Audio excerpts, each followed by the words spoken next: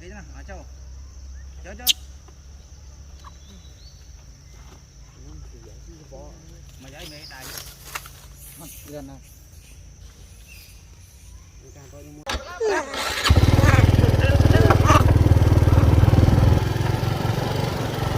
Cái sao? Ra này.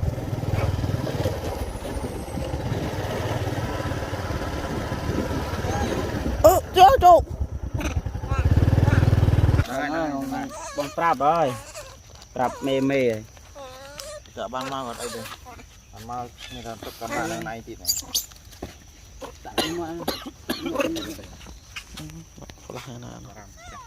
Ê, anh đi cô lão tao lo này thôi. Tao lo này đi cô ngày. Clear này. Thọ nào mưa nào lôi từng kỳ rồi. Không phải chợ Luna em đây. Đó. Đây. Bớt. Mạo núm mà. Không biết mua lưng. Không. Tôi nói cho này.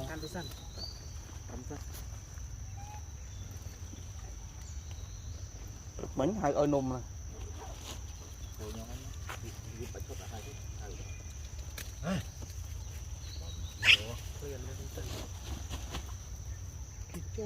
Tích kiến đấy. Thì sao mình nhắc kiến đấy. Đó này. Căng. Nó một cái đặc Bao nhiêu? chụp mà mình cần camera chỉ cho cô thông một chùm bạn đây bôi video. Đấy sao đấy Đi xa là cái đất một đầu. Thế mới thật đây đây. Phải xa rồi rồi. Ôi đây cái cằn gì này. Khăn chẳng này. Chú mai lôi đó.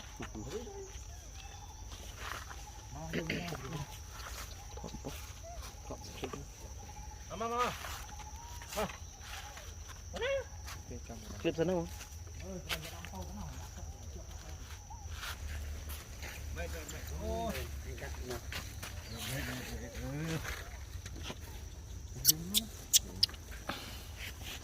Chọc tay cho sân.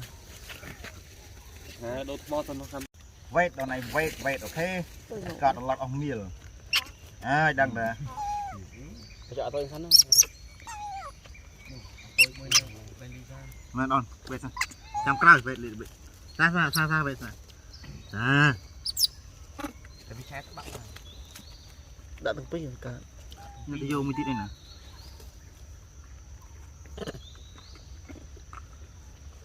Ha, đi. Cho đi. Nó đi vậy. Nó đậm man anh mà nó. Vậy. Có mùi gì? Đâm bay ba giờ. Cho đi. Ra.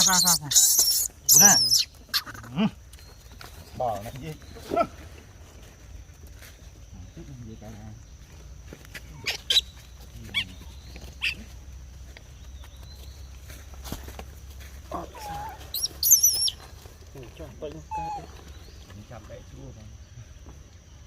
Ra. Một cái nỗ lực chừng mà gì nó đi. À. Ôi chục.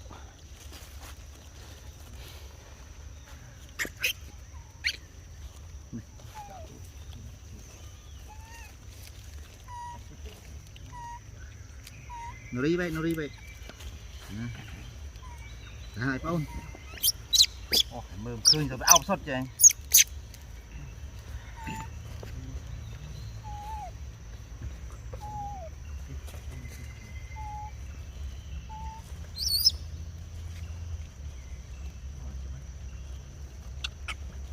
Là, vậy xem.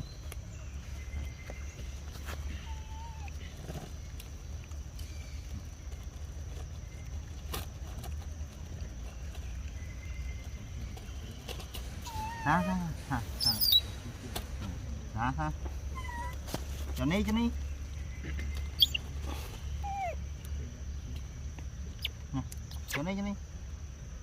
Nè. Đòn.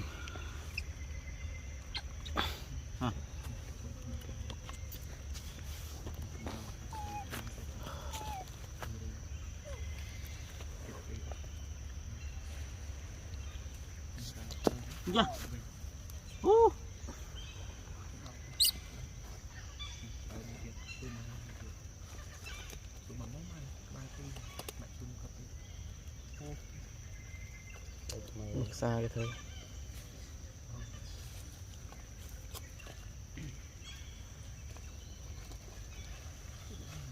cắn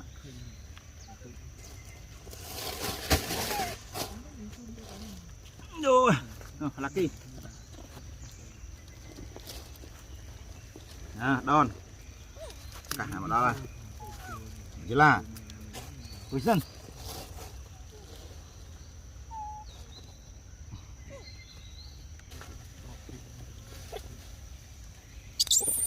bây giờ ăn này bây giờ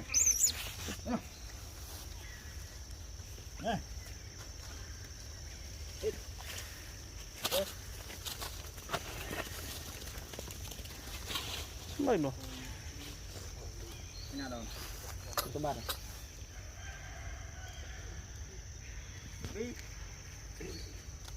đi nữa đi có trọng này chót mình ghê này cặp lao vào thế mang con nhau ở thế các bạn chót nhiều cái cặp sao đây sọc mà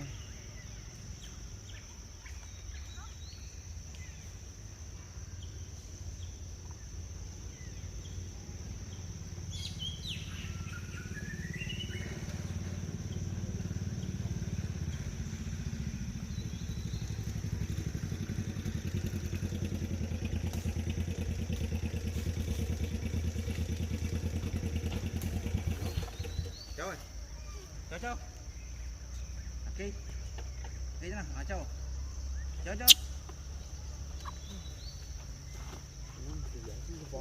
mà giấy mẹ đại gần này người ta tôi đi mua người ta mua cho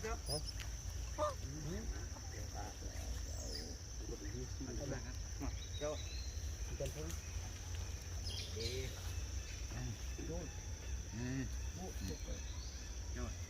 đi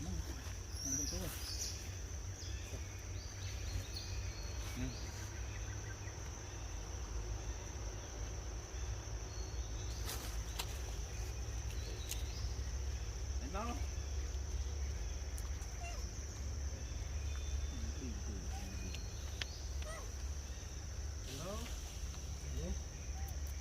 sợ nó trộm tới đó cô này mình tự cái